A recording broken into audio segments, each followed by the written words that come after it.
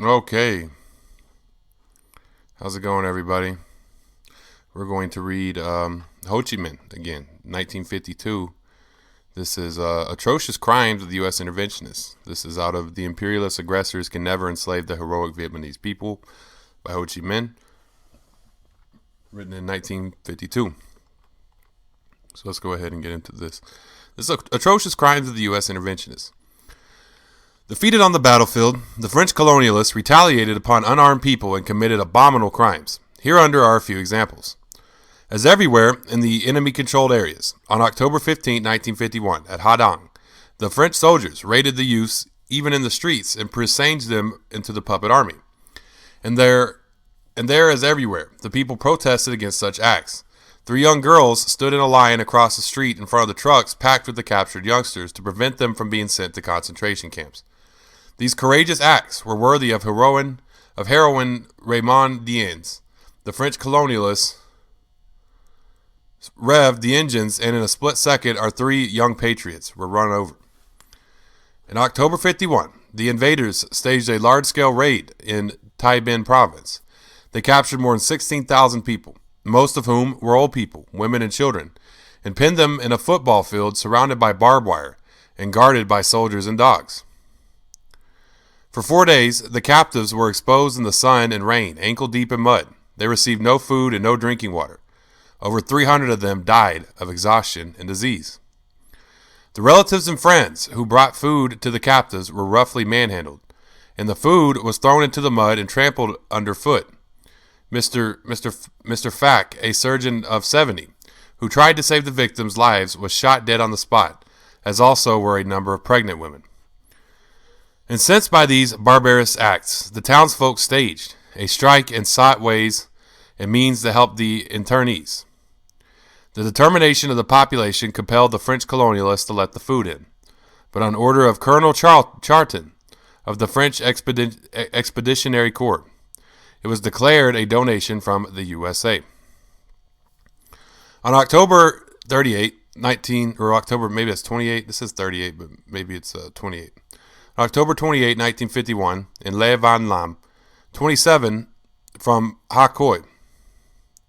On October 28, 1951, Le Van Lam, 27 from Ha Khoi, a puppet soldier who had been saved from drowning by an old fisherman at Do San, said after he had come to, quote, on October 27, maybe that's 37, it says 37, but maybe it's October 27. The French embarked me as well as 100 other wounded men on a steamer, saying they would send us to Saigon for medical attention. In the night, when the ship was in the offing, they threw us one by one into the water. Fortunately, I managed to snatch at a piece of floating wood and swam landward. I was unconscious when I was saved, end quote. Here under the confession of a Schobert, a French captain captured at Tu Quay on October 25th, 1951. This says 35th. I'm not too sure, but, quote, the French High Command gave us an order to destroy everything in order to transform this region into a desert, end quote. He said, quote, this order was observed to the letter. Houses were burnt down. Animals and poultry were killed. Havoc was wrought to gardens, and plants and trees hewn down. Rice fields and crops were set afire. Many days on end, black smoke covered the sky, and there was not a single soul alive except the French soldiers. The conflagration lasted until November 25th, when the Vietnam People's Army unexpectedly attacked and annihilated our unit, end quote. The examples quoted above can be counted by the thousands and are sufficient proof to substantiate the essence of the French colonialists and U.S. interventionists, quote, civilization, end quote. Well, it sounds like the police in the United States. I have no trouble believing any of this because this is what the police would do here. As we all see, everybody in the U.S. also sees, because this is consistently how these colonial governments are. They train their agents to be like this, to be murderers and, to just be terrorists. To basically be, there's no law in colonialism. There's only terrorism, So I think it's interesting. He says civilization. When you read the earliest of Ho Chi Minh's stuff, he writes a lot. He basically was in France, and he would write about the different crimes that the French were committing in Vietnam. that the French colonialists were, and he'd also write about what they were doing in Madagascar.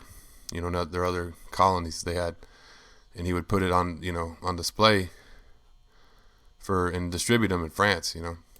So it's kind of like he's doing this again here. He knows how to do this. He knows how to expose colonial crimes, in his writings, because that's what he was doing even before he understood Marxist-Leninism.